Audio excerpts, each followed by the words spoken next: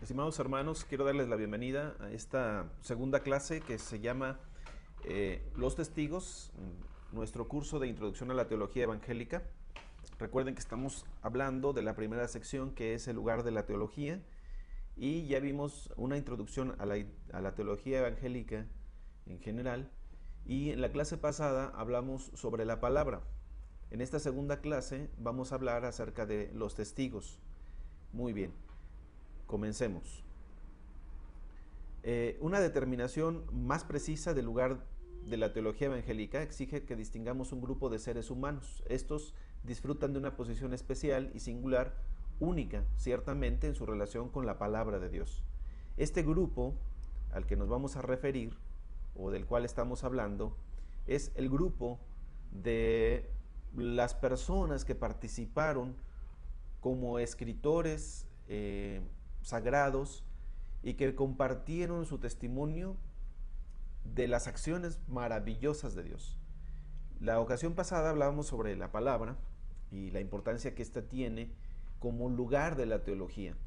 Ahora, ¿qué posición juega la teología evangélica respecto a los testigos o los escritores que participaron directamente presentando su testimonio acerca de las acciones maravillosas de Dios?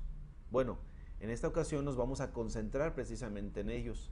Este grupo de seres humanos que son distinguidos de entre todos los seres humanos, pero diríamos no son distinguidos en el sentido de que sean más seres humanos o mejores seres humanos que nosotros, sino son distinguidos en la revelación. Bueno, es un grupo que Dios utilizó para transmitir su palabra a nosotros.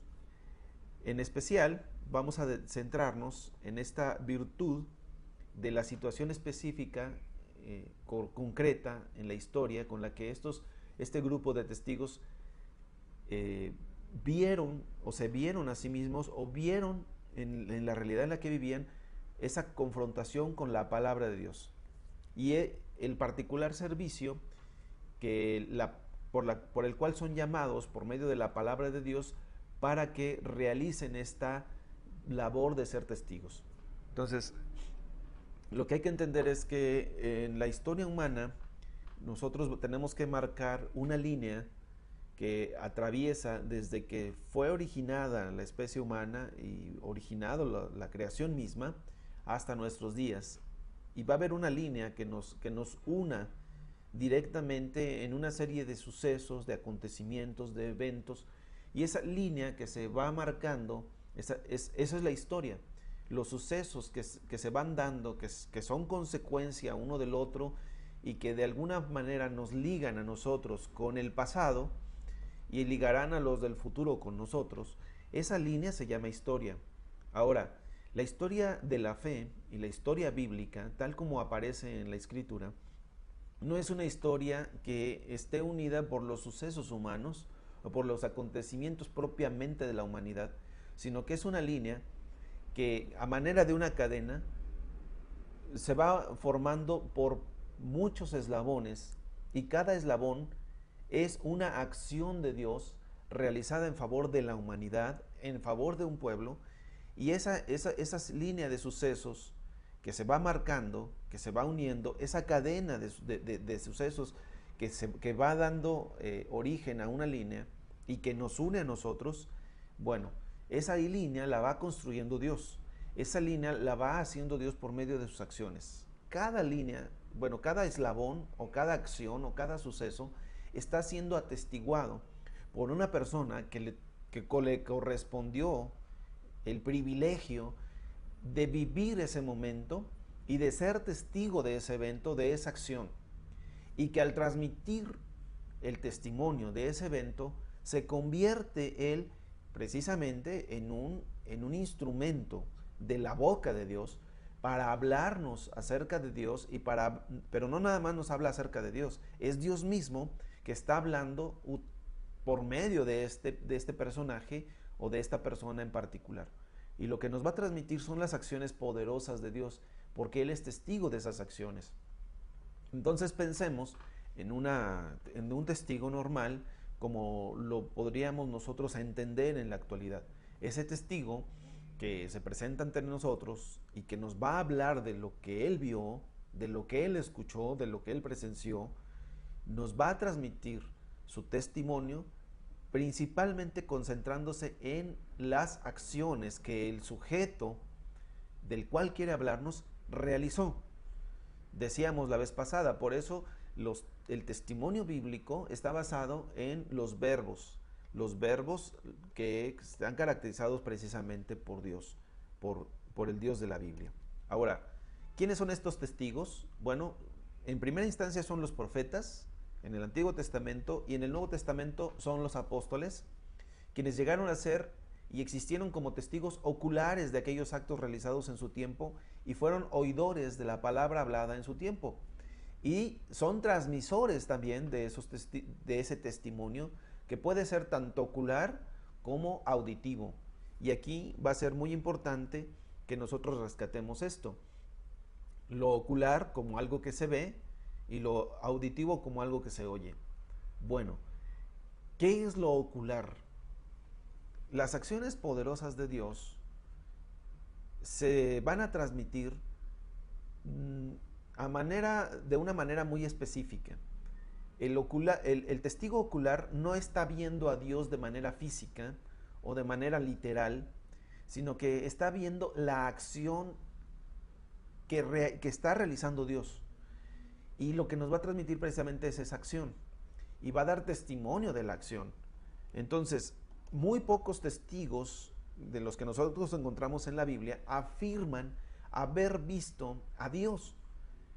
Y si es que llegaron a tener una visión acerca de Dios, queda como eso, como una visión que se les permitió tener y que de alguna manera no es que con sus ojos hayan presenciado de forma literal a Dios, sino que se les está dando esta revelación a manera de una visión. Y lo que contemplan es una visión, diríamoslo así, se les permite ver en términos y en conceptos y en categorías humanas algo que pertenece a una esfera distinta a la nuestra, y lo que van a transmitir para nosotros es esa interpretación de la esfera divina en categorías y en términos humanos. Entonces lo que ellos ven no es otra cosa sino una traducción de la realidad divina y trascendente en términos y en categorías que nosotros podemos entender, y es un privilegio que a ellos se les permite tener. Ahora, tanto profetas como apóstoles lo que nos transmiten esencialmente entonces no es la visión acerca de un ser o acerca de un personaje, sino la visión de las acciones que este personaje ha realizado. Obviamente este personaje se llama Dios. Bueno, pero también ellos han recibido o están transmitiendo algo que ellos oyeron. En algunos testimonios bíblicos vamos a encontrar que tanto profetas como apóstoles aseveran o aseguran haber oído una voz de parte de Dios, pero son casos muy limitados, muy específicos, y no es lo general en la revelación de Dios.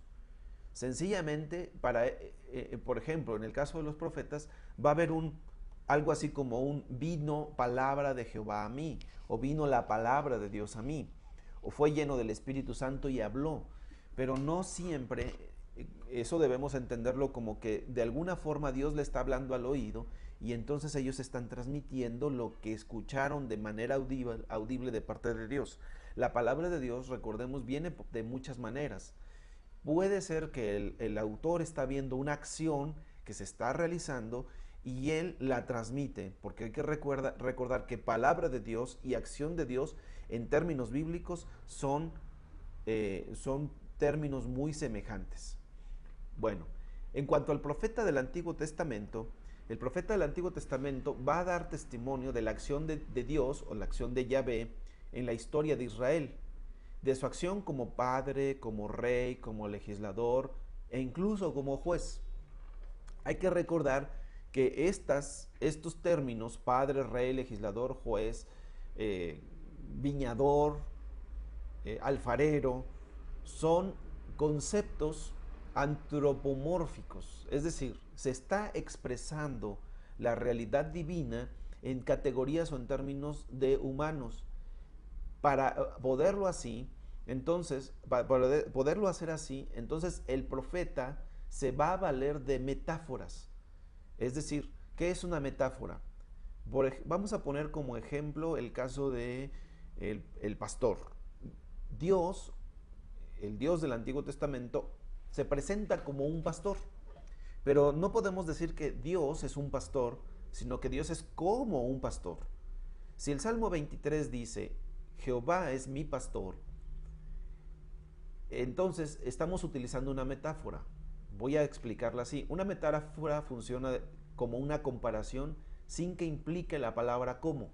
Cuando yo hago una comparación diría así: así como un pastor cuida a sus ovejas, de la misma manera Dios cuida de su pueblo.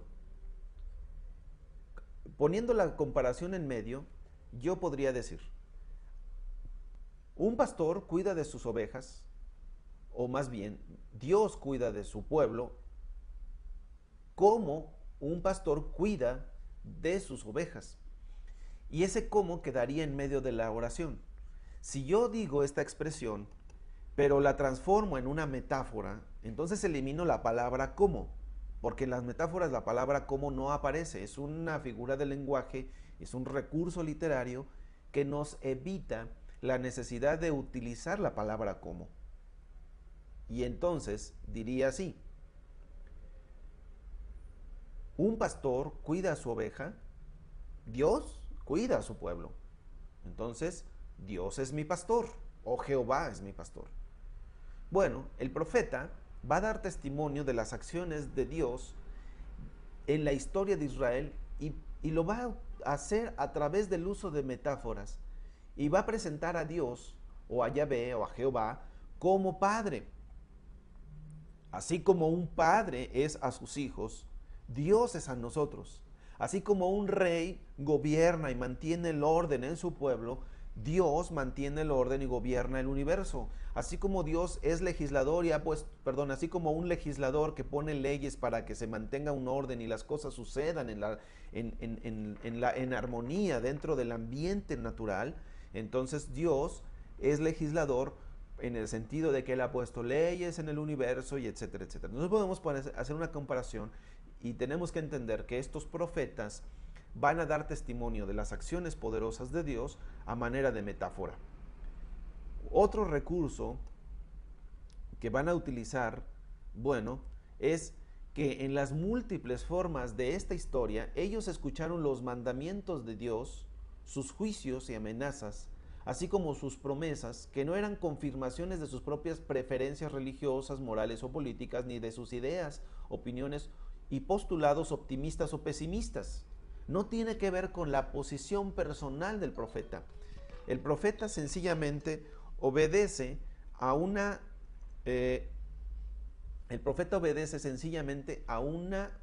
recepción de lo que Dios está por hacer. Entonces, ¿qué hace el profeta? El profeta manifiesta o expresa los juicios y las amenazas que se presentan a la hora de de una realidad histórica. Voy a decirlo así. El pueblo de Israel en su momento está viviendo cierta situación o cierta condición en su historia, y el profeta es como un personaje que está mirando desde afuera esa situación y está mirando la situación con los ojos de Dios. Y entonces desde esa posición de los ojos de Dios, digámoslo así, va a juzgar la situación y en el nombre de Dios va a emitir ese juicio y va a transmitir una decisión de parte de Dios. ¿Cómo es que Dios está viendo esta situación? ¿Cómo es que Dios está juzgando esta situación? Bueno, Dios entonces a través del profeta va a transmitir primero su veredicto al respecto, y lo que va a transmitir en primera instancia el profeta es un anuncio que juzga la situación, que evidencia la situación, y lo primero que va a hacer el profeta es evidenciar el pecado. Y ante la evidencia del pecado, él va a emitir un juicio. Y va a decir, bueno, la situación del pueblo es esta, ustedes están en pecado, y debido a su pecado, la acción de Dios que corresponde a este pecado es la siguiente, y él va a traer destrucción, o va a traer castigo, o va a traer disciplina, y lo que traiga Dios ante esta situación, nada lo puede detener, y lo único que puede detenerlo, y que es una condición que Dios está poniendo, es que el pueblo se arrepienta, que se vuelva a Dios y que vuelva a caminar delante de Dios como Dios está esperando que lo haga. Y si el pueblo lo hace, entonces vendrá la restauración. Entonces, tenemos que entender que la labor de un profeta no es la labor de un vidente que se dedica a anunciar el futuro o a predecir el futuro, sino que tanto las amenazas que aparecen como predicciones o las promesas que aparecen como predicciones están sujetas al juicio de Dios.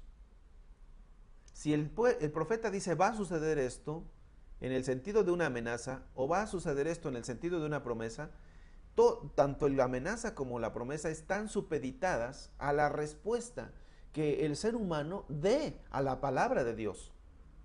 Entonces, no está hablando de sus preferencias religiosas, ni de cuestiones morales o políticas propias, ni de su posición o preferencia respecto a algún gobernante, sino que el profeta está de alguna manera comprometido plenamente con la expresión de la voluntad de Dios. Entonces, lo que ellos escucharon fue la voz soberana de Dios de la alianza. Así dice el Señor.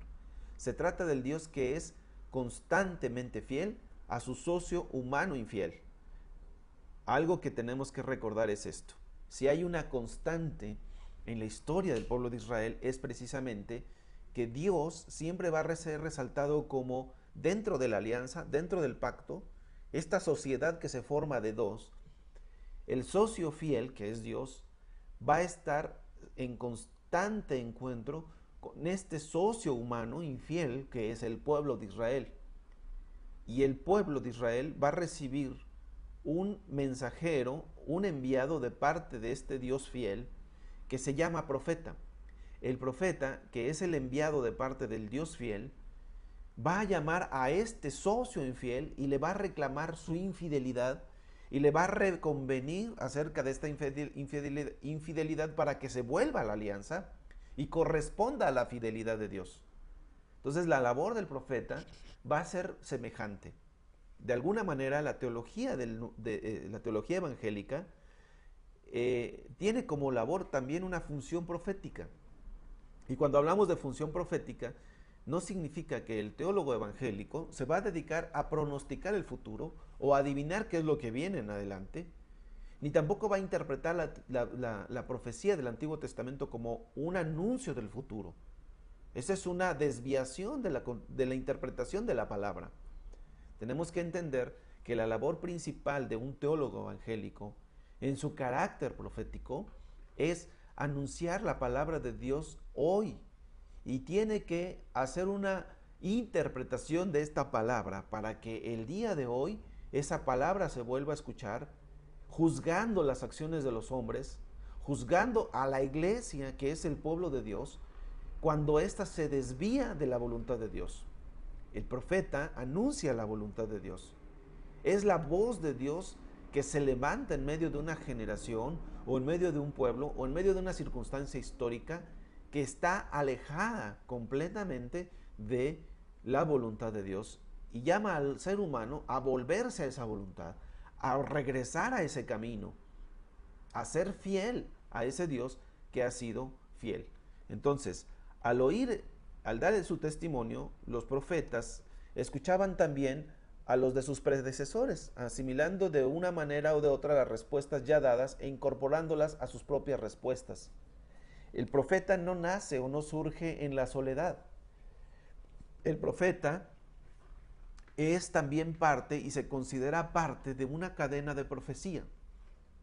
Es decir, no surge de la nada, sino que va escuchando la voz profética de los que le antecedieron, de los hombres que actuaron y que funcionaron como profetas en su momento y que le antecedieron. Va a escuchar la voz de los antiguos y se va a sumar a esa voz, asimilando de alguna manera o de otra respuestas ya dadas e incorporándolas a sus nuevas respuestas. Eso es lo que le llamamos nosotros interpretación, porque lo que va a hacer el profeta es actualizar el mensaje que ya fue dado en la antigüedad.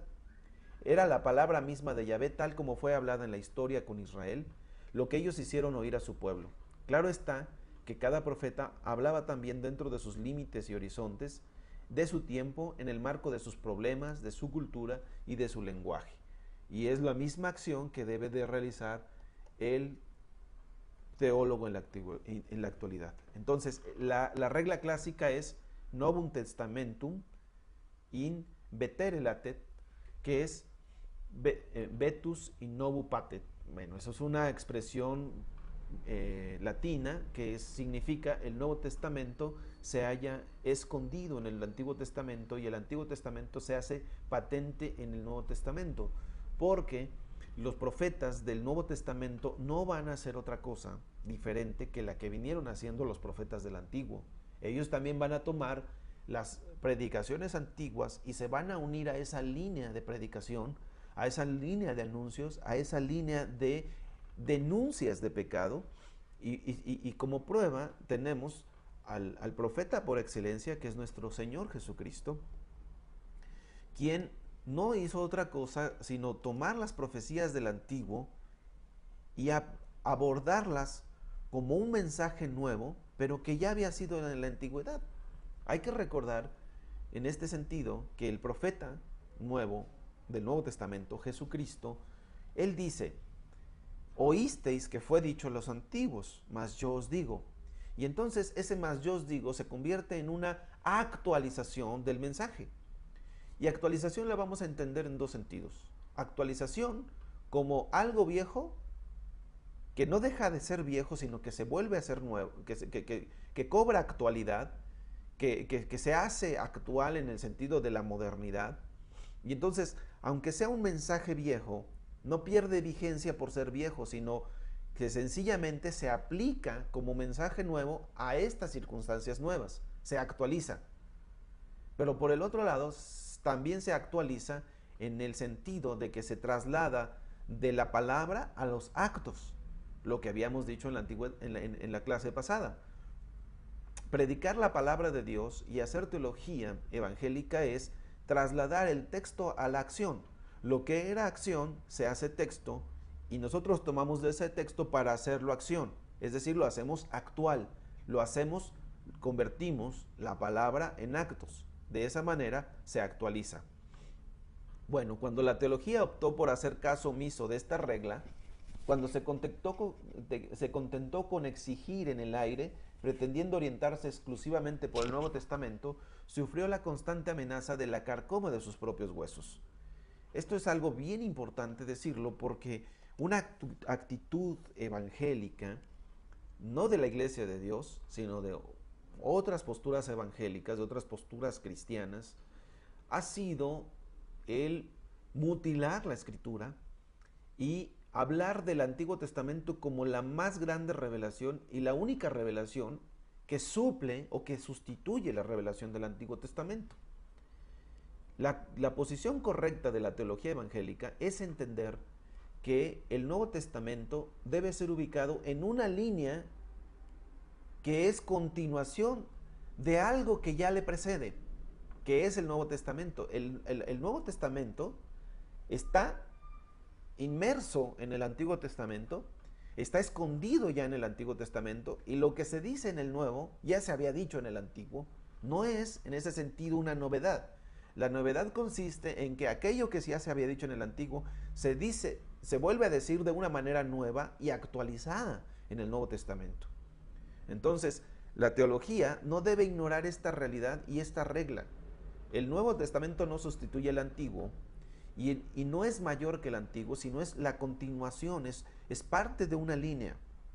Ahora, cuando en una línea se rompe uno de sus puntos, pierde continuidad, el restante pierde también su sentido y pierde también su vigencia, porque ha perdido su línea. Y no se puede llegar a mutilar la escritura de esa manera. Muy bien. Entonces la teología ha de orientar evidentemente su atención hacia la meta de la historia de Israel. Hacia esa palabra profética hablada en esa historia, hacia la historia de Jesucristo tal como se haya atestiguada por los varones apostólicos del Nuevo Testamento. Y en este sentido hay que recordar, la historia de Israel no es la meta de la historia. Jesucristo es la meta de la historia. Israel como pueblo no es el punto culminante donde la historia termina, no es la meta de las acciones de Dios. El pueblo de Israel es un instrumento para las acciones de Dios, pero el verdadero cumplimiento y la meta hacia la cual se dirigen es Jesucristo mismo. Jesucristo es la culminación, Jesucristo es la más grande expresión de la historia, Jesucristo es la interpretación correcta de la historia, Jesucristo es la plenitud de esa historia. Entonces, la meta de la historia y la meta de la teología es Jesucristo. Pero debemos entender que la palabra profética, tanto del Antiguo como del Nuevo Testamento, es una palabra que apunta hacia el modelo más alto, el humano perfecto que es Jesucristo. Este Jesucristo que decíamos nosotros, en el pacto, Dios y el pueblo aparecen como socios de esta alianza, pero Dios es el socio fiel y el pueblo es el socio infiel. En la historia del Nuevo Testamento, Jesucristo aparece dentro de la alianza como el socio que corresponde perfectamente a el otro socio. El socio fiel tiene su contraparte en Jesucristo, que es el otro socio fiel, pero es el socio humano fiel. Entonces, Él es el modelo, tanto del pueblo de Israel como de la iglesia. Jesucristo es el modelo. Entonces, en Jesucristo la historia tiene su continuidad perfectamente. De esta forma, en este acontecimiento que tuvo lugar en la historia por medio de Jesucristo, tuvo lugar en un tiempo y en un espacio concreto, en la carne, ¿verdad? A este Jesucristo que le revela a sus apóstoles, que le revela a los apóstoles la continuidad de la historia. Bueno, a estos apóstoles se les permitió escuchar la palabra de Dios en su gloria, como una prenda, como una promesa, como un anticipo, como una advertencia y un consuelo dirigido a todos los hombres. Por eso el encargo que Jesús le dio a los apóstoles, ¿verdad? Porque pues ellos fueron enviados a todo el mundo para testificar ante todos los hombres acerca de Jesús. Es esta la palabra de Dios. Muy bien, los apóstoles ahora se convierten en los nuevos testigos.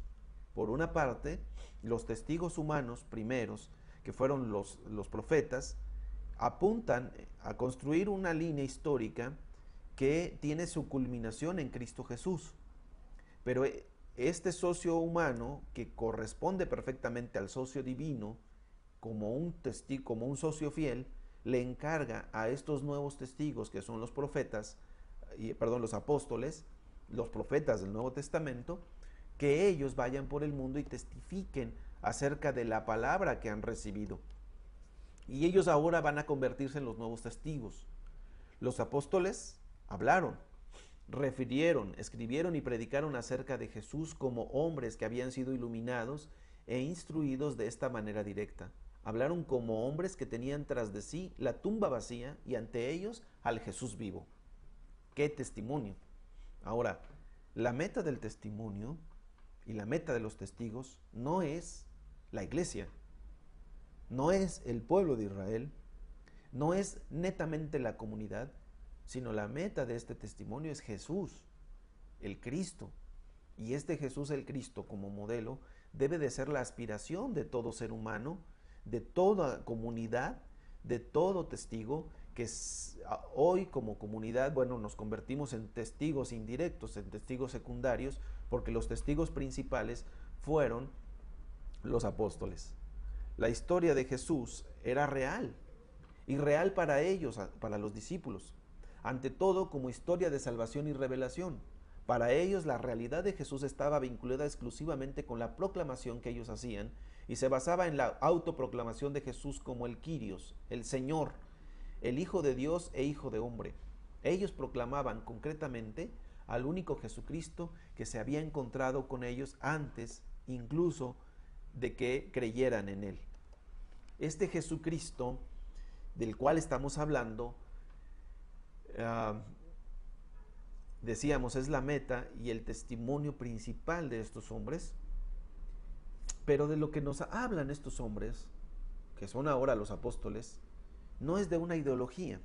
Ellos no vienen ante nosotros para presentarnos una nueva ideología o una filosofía, ni tampoco vienen a presentarnos una ciencia. Por eso, aquí donde estamos hablando del lugar de la teología, ¿cuál es el lugar de la teología? Bueno, el lugar de la teología no es convertirse en una ideología dentro de todas las ideologías del mundo. La meta de la teología evangélica tampoco es convertirse en una ciencia dentro de todas las ciencias del mundo. La meta de la teología es el testimonio. La teología evangélica tiene como propósito continuar este testimonio que fue dado primero por los profetas y después por los apóstoles como un testigo secundario, porque recibimos el testimonio de los testigos principales, de los testigos oculares y de los testigos que oyeron y que vieron a Dios actuando en la vida del hombre y al Maestro Jesús, al profeta Jesús, al Mesías Jesús, actuando en la historia del pueblo de Israel. Nosotros escuchamos a estos testigos y nuestra labor es continuar con este testimonio. Si la teología evangélica no continúa con este testimonio y se convierte en una simple ideología, en un dogma muerto, en una doctrina fría y calculada, entonces está traicionando su verdadera vocación, porque su verdadera vocación es dar testimonio. Si la teología no da testimonio de las acciones poderosas de Dios y si no se conecta con esa línea histórica de testimonio, entonces no está siendo fiel a su vocación. Necesita la teología para ser fiel, dar continuidad. Entonces, necesitamos entender que el origen, el objeto y el contenido del testimonio del Nuevo Testamento fueron y son la única historia de la salvación y de la revelación en la que Jesucristo es la acción de Dios y la palabra de Dios. Acción y palabra, recordemos, en términos del testimonio bíblico son lo mismo. ¿De qué manera la teología evangélica se relaciona con este testimonio bíblico de la palabra de Dios? Ya decíamos, ¿cómo es que la teología evangélica va a darle continuidad al testimonio de los profetas y al testimonio de los apóstoles? ¿Cómo? Número uno, en primer lugar, la teología comparte con la profecía bíblica y con el apostolado un interés común por la respuesta humana a la palabra de Dios. ¿Cómo le da la teología evangélica continuidad a aquel testimonio? Bueno, la teología evangélica tiene que convertirse en el medio por el cual Dios interpela, confronta al ser humano y le exige una respuesta. Pero la respuesta que debe exigir la teología no es una respuesta del ser humano a la teología misma, sino es una respuesta del ser humano a la palabra divina, a la palabra de Dios. El problema es que muchos teólogos o muchas teologías se autoproponen como si ellos pudieran sustituir a la palabra de Dios, y entonces el ser humano tiene que hacer una respuesta ante la teología, ante una postura teológica y no tanto ante la palabra divina. Entonces, si hay que recordar algo es que la teología no sustituye a la palabra, jamás. La palabra seguirá siendo la palabra de Dios y la palabra seguirá siendo la dirección, pero también el punto de referencia para juzgar toda teología.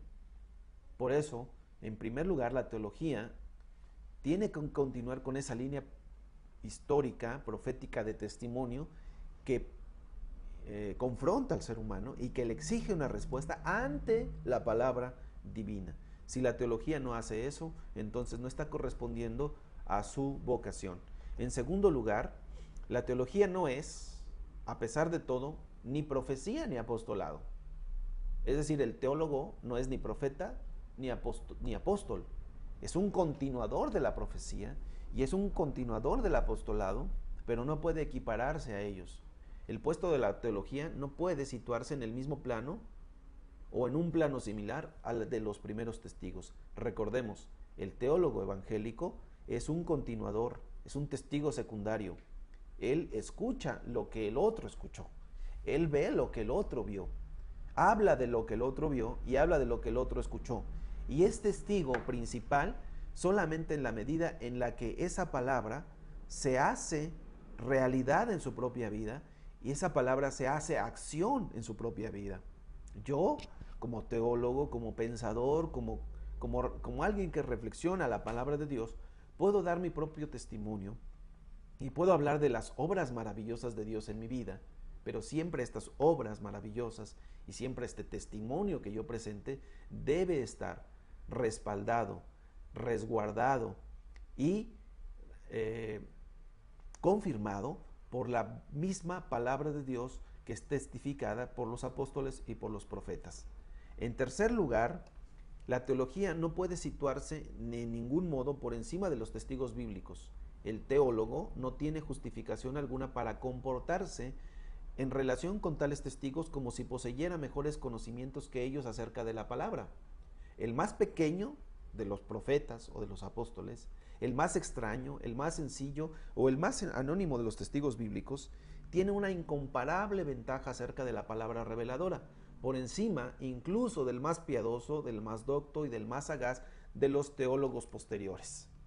Este tercer punto debe hacernos recordar que nosotros, aunque tengamos hoy día muchas más ventajas que los hombres de la antigüedad, no nos hace superiores a ellos en el testimonio.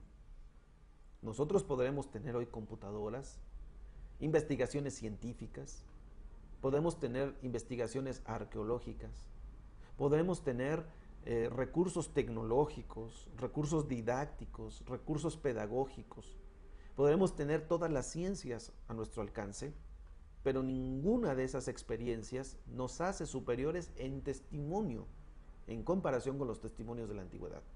Es decir, no porque yo diga, bueno, miren, los hombres de la antigüedad tenían una visión del mundo un tanto mítica, no conocían la realidad del mundo como la conocemos hoy. Ellos creían que la Tierra era cuadrada, creían que la Tierra era el centro del universo. Entonces, pues, ¿cómo esos hombres ignorantes de la ciencia pueden decirme a mí cómo vivir la vida y cómo seguir la vida y cómo puedo relacionarme con Dios? Por supuesto que yo soy superior a ellos. Entonces estaría equivocado. Mis conocimientos científicos, mi cambio en la cosmovisión, mis ventajas en cuanto a ciencia y conocimiento no me hacen superiores, no me hace superior a ellos en cuanto a la revelación de Dios. Y si hiciéramos una reflexión, podríamos pensar, por ejemplo, que nosotros a veces en nuestras congregaciones, en nuestra iglesia, si existe alguien que es docto, un profesionista, una persona que tiene éxito en el mundo secular o en su profesión o en su vocación, y decimos, bueno, aquí tenemos al ingeniero, tenemos aquí al licenciado, abogado, tenemos aquí al médico, tenemos aquí al arquitecto. Bueno, pues que ellos nos den su opinión respecto a la palabra de Dios.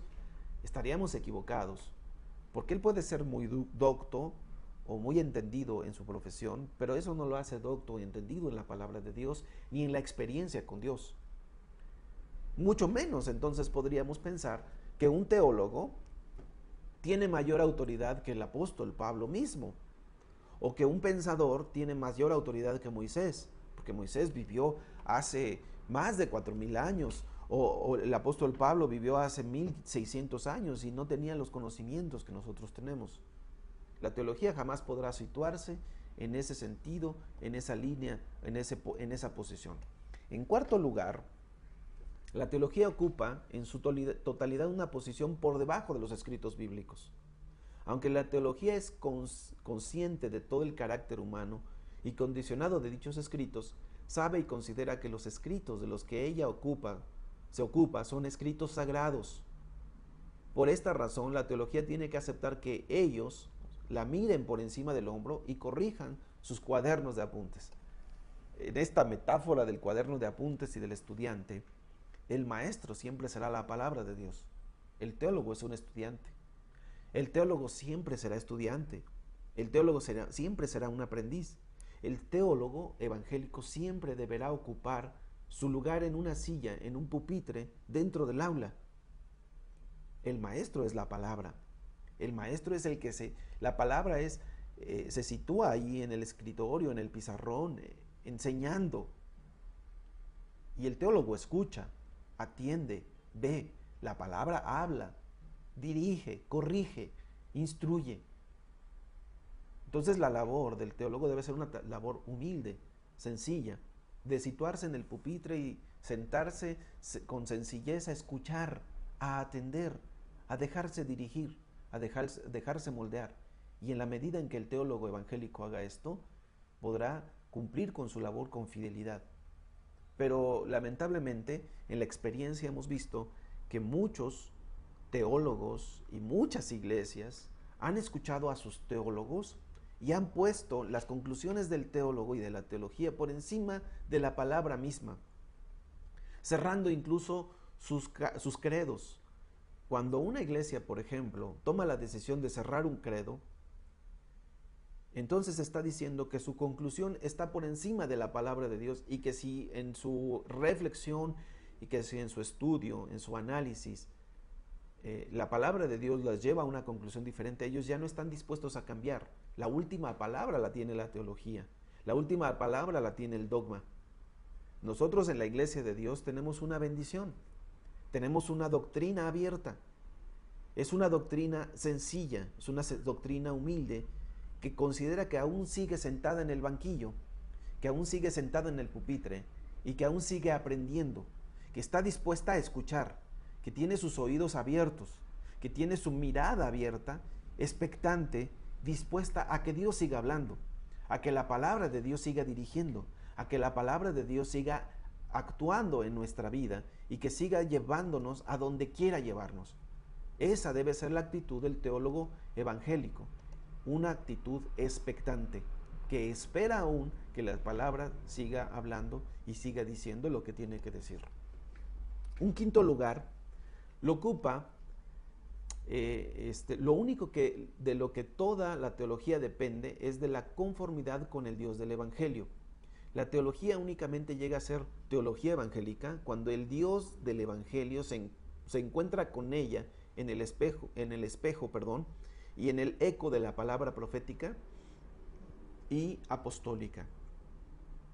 Un teólogo evangélico siempre se tiene que estar preguntando y comparando con la labor del profeta y con la labor del apóstol. Y en la medida en que se va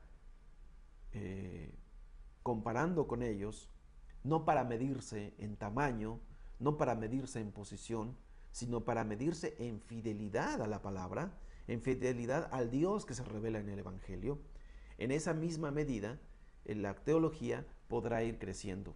En ese sentido, la teología jamás deberá decir que es ya un trabajo acabado. El teólogo jamás podrá decir, ya concluí mi reflexión, sino que es como el estudiante que termina la tarea y que tiene que ir al frente con el maestro para que el maestro se la revise y tiene que estar dispuesto para que el maestro lo corrija y le diga, mira, tu tarea es correcta o no es correcta y tienes todavía que hacer, está incompleta. El teólogo evangélico tendrá que estar dispuesto siempre a pensar no nada más que su postura puede estar errada, sino que también puede estar incompleta. Puede decir o recibir de parte de la palabra el veredicto de, bueno, hiciste bien la tarea, pero no la has completado. La hiciste bien, pero no has terminado. Vas bien, pero aún te falta concluir. Bueno, ya concluiste y ya terminaste, pero aún no has dicho todo. Entonces, el teólogo tiene que mantener esa misma actitud siempre. Muy bien. El sexto lugar, en sexto lugar, hemos de señalar que la teología encuentra, no obstante, en la Sagrada Escritura, un testimonio polifónico, no monótono de la obra y de la palabra de Dios.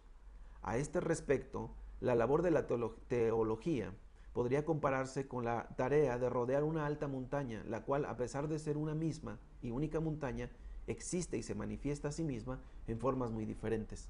El único misterio divino es conocido solamente en la desbordante plenitud de los designios, de los caminos y de los juicios de Dios. Pero ningún teólogo tiene esa visión completa.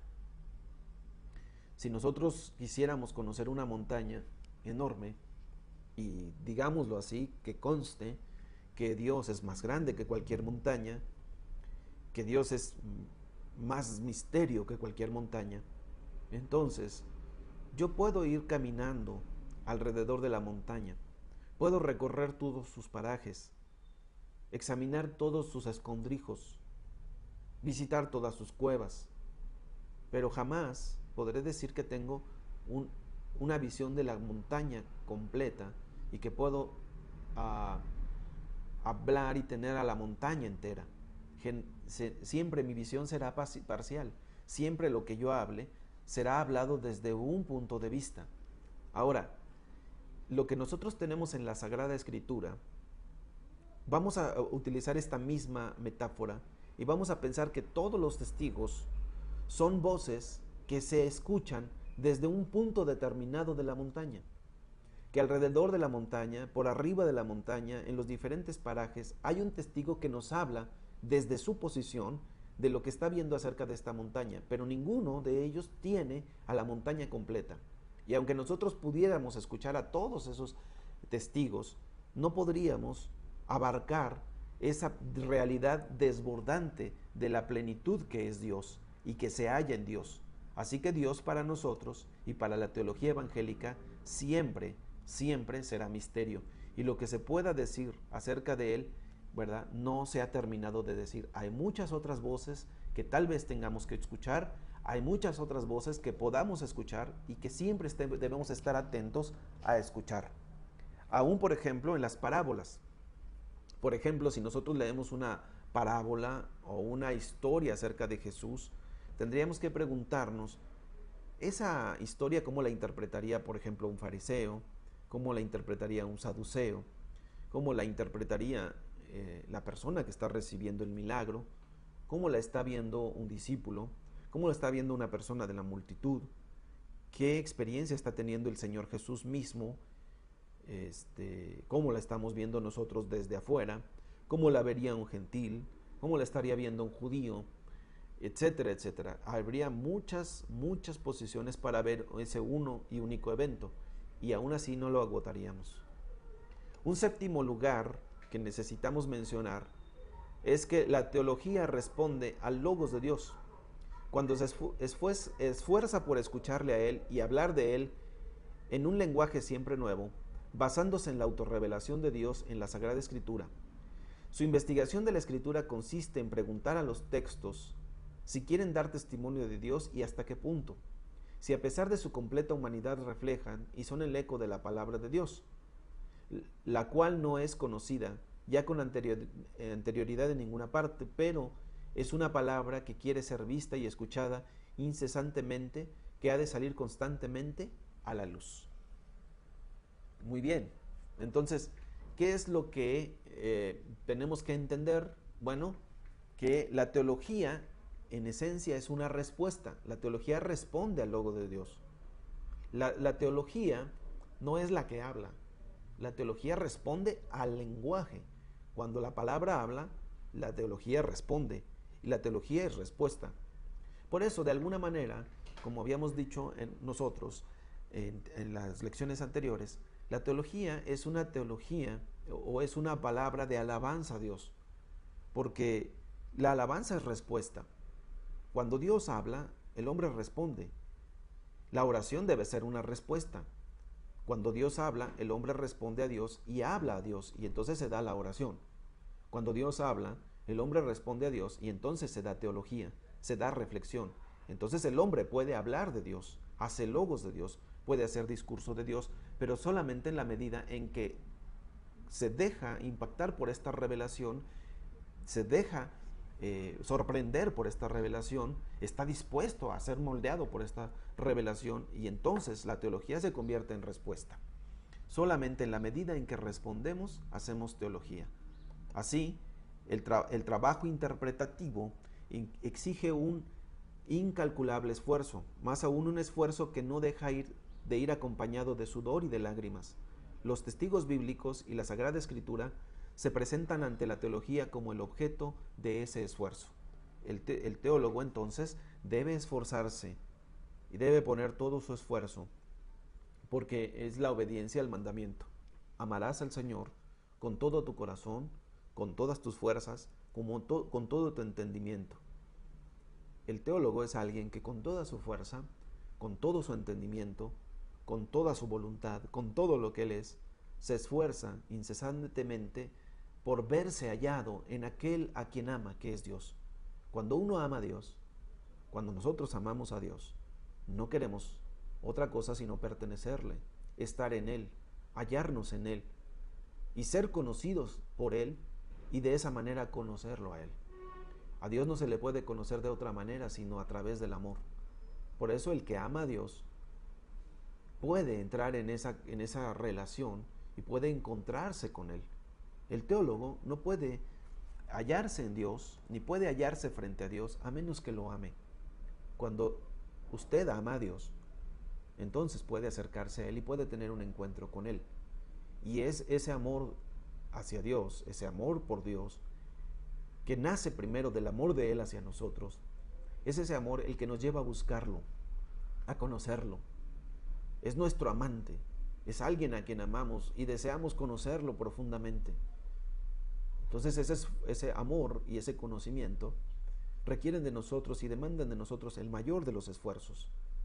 Si es posible, el sudor, el sufrimiento, la lágrima. Si es posible, el sacrificio. Nuestro interés por Él debe de llevarnos a hacer los más grandes esfuerzos. El trabajo de la teología es un trabajo interpretativo, es un trabajo de transformar la palabra en acción, en una acción concreta en nuestra historia. Es un trabajo por dar continuidad a la secuencia de eventos y de testimonios que vienen desde los profetas y luego continúa en los apóstoles. Y ahora nosotros recibimos ese legado y esa comisión de ir y ser testigos en el mundo. Y para ser testigos fieles, necesitamos conocer al Dios del Evangelio. Y conocer al Dios del Evangelio requiere esfuerzo, entrega, requiere sacrificio, requiere renuncia. Conocerlo no es un acto intelectual. Conocerlo es estar dispuesto a correr los riesgos que conlleva presentarse ante Él. Quien ha estado en la presencia de Dios jamás podrá decir que puede seguir siendo la misma persona. Se expone, se arriesga a ser tomado en las manos de Dios y ser transformado y usado para su gloria. El teólogo sirve y vive para la gloria de Dios. Espero que Dios los bendiga.